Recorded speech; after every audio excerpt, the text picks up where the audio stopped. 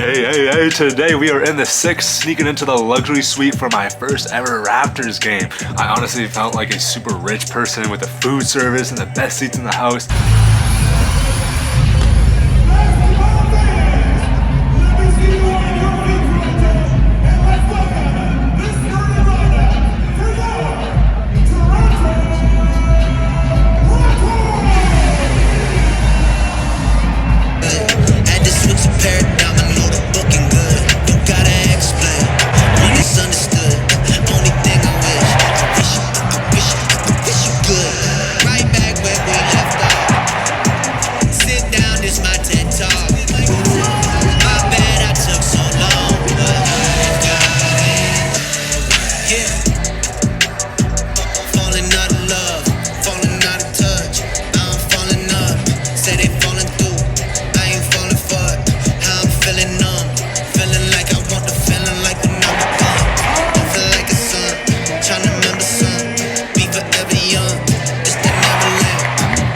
It was a super close game. We unfortunately did not win, but it was an amazing time and quite the spectacle. Dream come true, and to go for free, I couldn't ask for anything more. Last day of school, baby! Let's go! Today, my students surprised me with a bunch of balloons, messages on the whiteboard, and they even wrote me cards. Like, check this out. They got me a whole ancient scroll full of messages, a bunch of different cards. All of them wrote on a page, so that's 36 different notes. Surely this is proof that I'm a half-decent teacher, right? They love me. What I've learned in the past few years doing jobs and schooling that was uninteresting to me is that even if you don't love your job or school, complaining isn't gonna do anything. Firstly, you should be grateful for any of these things. Don't take it for granted. But more importantly, we gotta see that each day is an opportunity to glorify God and love others, no matter where I am. You could be shoveling dead rabbits into a bag or sitting in a boring lecture. Regardless, are you angry, swearing under your breath, or you're despairing, seeing it all as meaningless and a waste of time? Or are you being prayerful and abiding in Jesus, trusting that He has you there for a reason? Do that and you'll become grateful and steward every hour of every day, because you'll know that doing anything anywhere will always give you opportunities to be a light, bring peace, and show love to others. Now that my placement is done, this month, April, would be the only 1-month break in my teacher's college program. I saw it as a window of opportunity to do something radical for God and fly overseas to the lands of some of my ancestors, Thailand and Laos. It started as just a fun idea, but as I thought about it more, it became a real possibility. I started reaching out to missionaries who went to Thailand and Laos, asking for guidance and advice.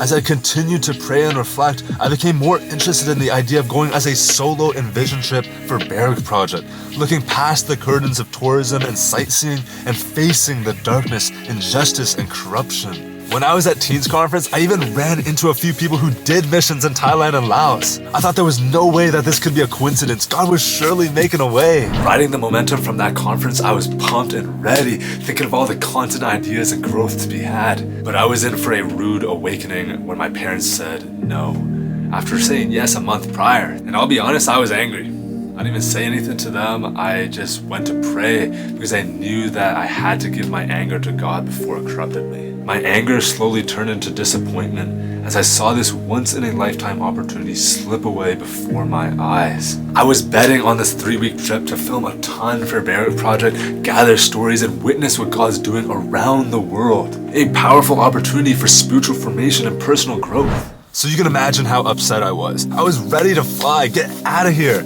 But all of a sudden, just like that, couldn't go. So in my disappointment and anger, I turned to James 1, which says, "Consider it pure joy, my brothers and sisters, whenever you face trials of many kinds, because you know that the testing of your faith develops perseverance. Perseverance must finish its work so that you may be mature and complete, not lacking anything." I realized my trial was nothing compared to the persecution of the early church. Stephen was murdered in the middle of the street, and the other disciples were scattered along the wayside. To be honest, I couldn't even call my situation a trial. Even though my plans, dreams, and hopes came crashing down, and I was confused as to what God's calling was for that mission, I realized sitting in my anger slapping my feet on the ground and bashing my head in the wall, that's not gonna do anything. So as I processed my anger before God, I remembered each day is an opportunity to glorify God and love others, no matter where I am, whether that's the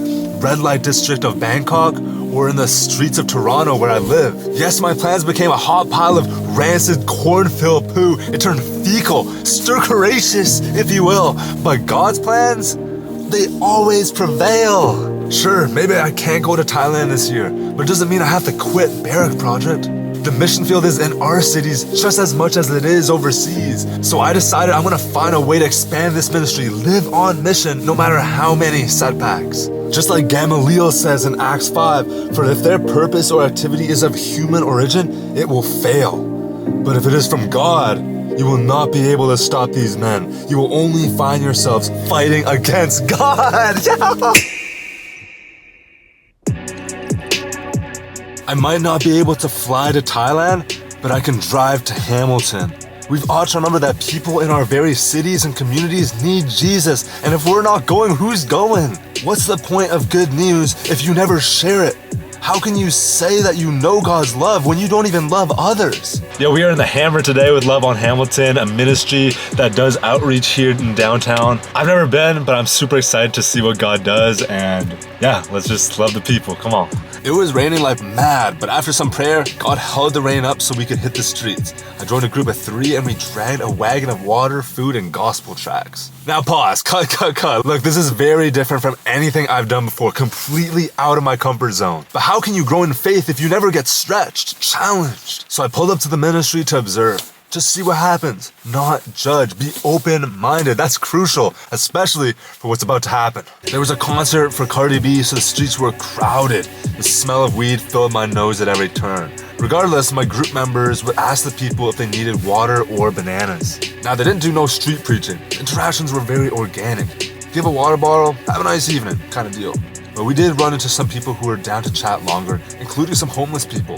And what I noticed was that these guys were so loving and patient, just actively listening to all the stories that these people were saying. And before they'd leave, we'd ask, is there anything we could pray for you about? Surprisingly, a lot of them said yes, and they shared. And we'd do a quick prayer for them and let them go on their way.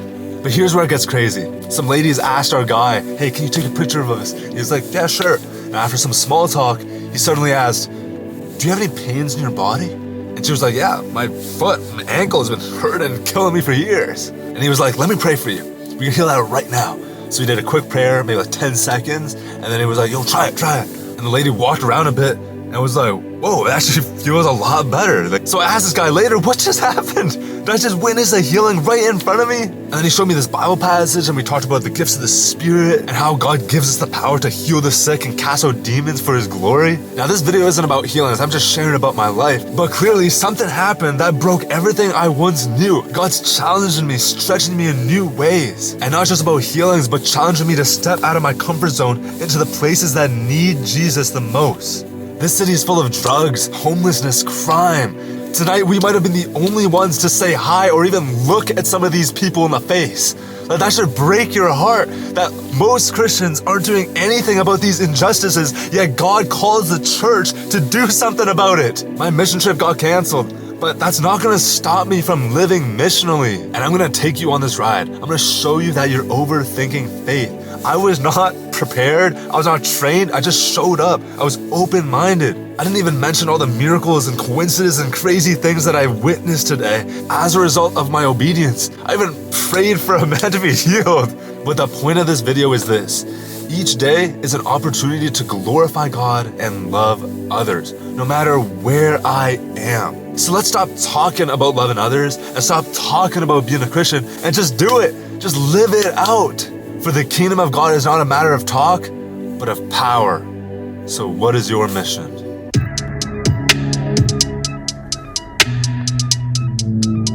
A2000 EST